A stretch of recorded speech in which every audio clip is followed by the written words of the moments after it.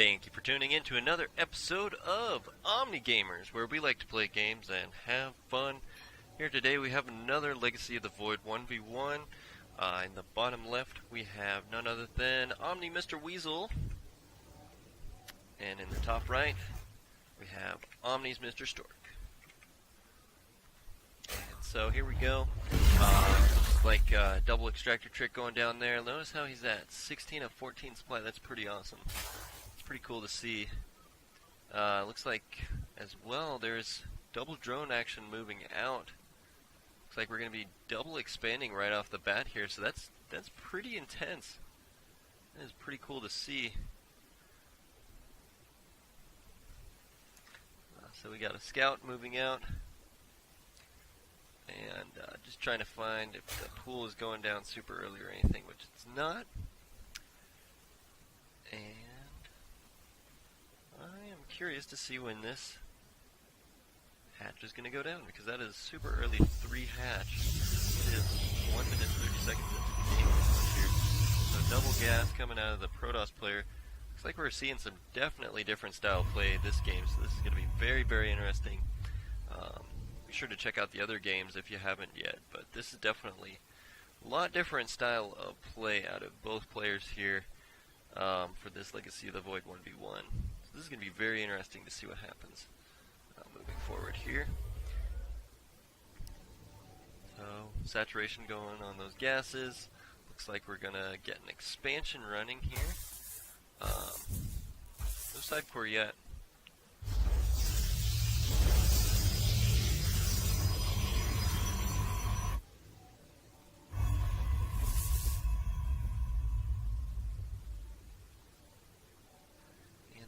Is going to be scouting. Looks like he's going to try and morph there at the extractor to just kind of be annoying, but as the double gas has already been taken, can't so much do that. But it looks like he's going to make a hatchery right there. That's kind of interesting.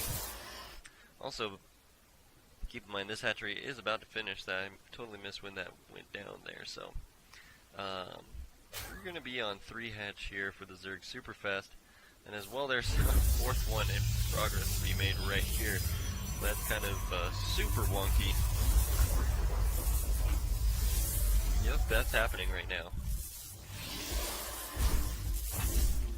So we got a forge, gateway, and side core.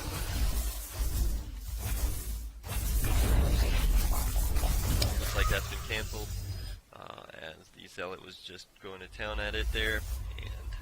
Decided it would be better to just cancel it now.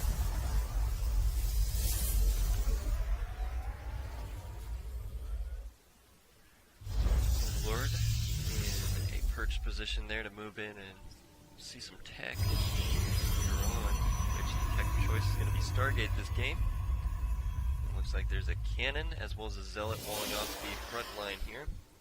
The second is going to start getting saturated up here. Keep in mind we are getting saturated on 3 bases for the Zerg player. Looks like some queens are in production now. Let's go ahead and bring that production tab up. Lair's getting morphed.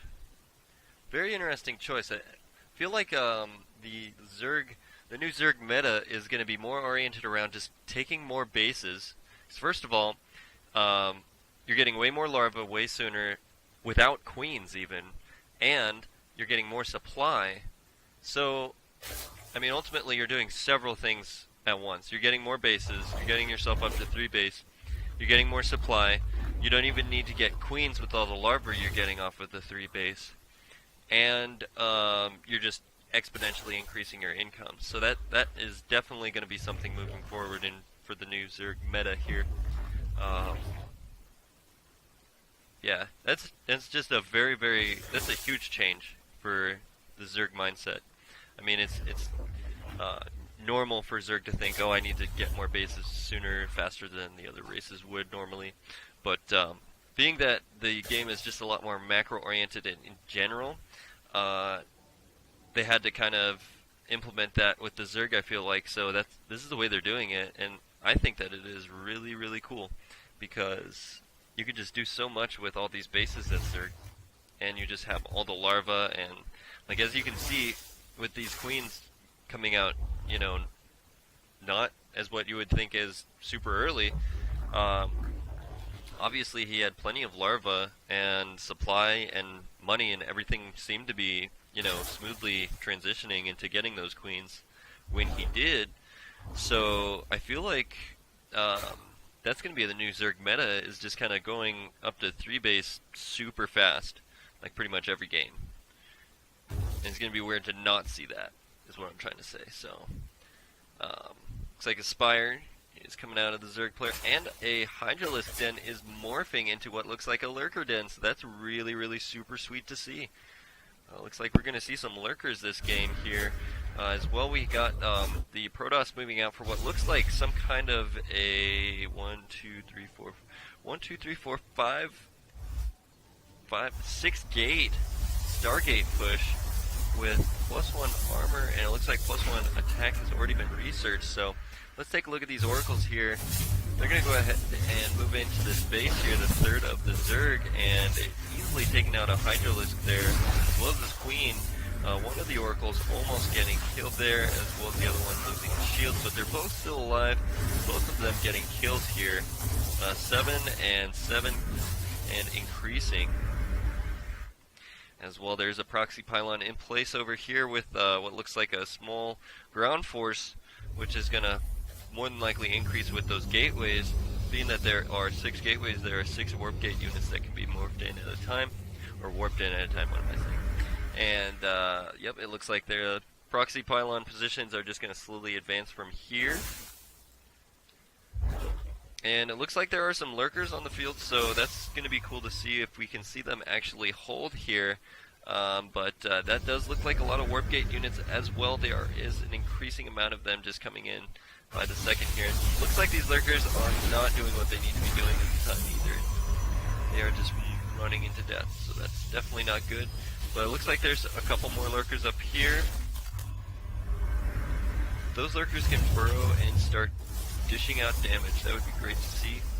Looks like that is exactly what they're doing, as they're going to be taking out this proxy pylon here. And it doesn't look like the Protoss player has detection other than these oracles, which currently do not have enough energy to use the new revelation.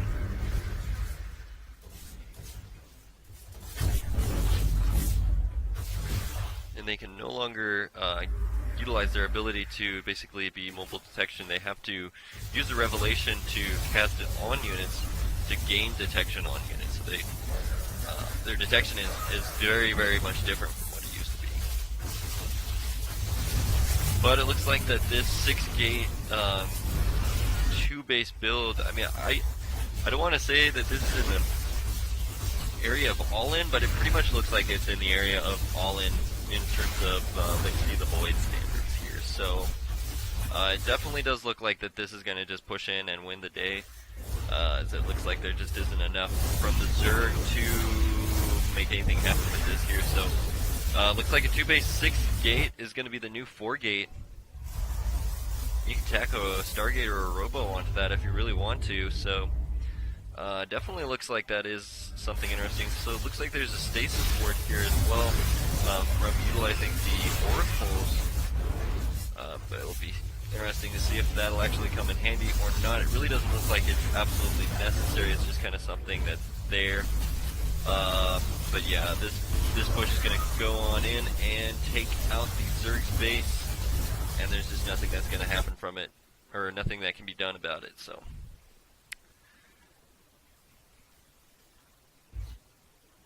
Yep, that is just about the game here, as pretty much it looks like that the new style of 4-gate is going to be the 6-gate on 2 bases about. I'm interested to see if there is anything actually that you can do on 1 base, like if you could just make a 4-gate timing happen much sooner, which I'm guessing is going to be the case if you do go for a build like that. But it just seems like a 2-base style 6-gate with a Stargate or something like that seems to be like a lot more powerful, and the timings aren't too much of a difference. So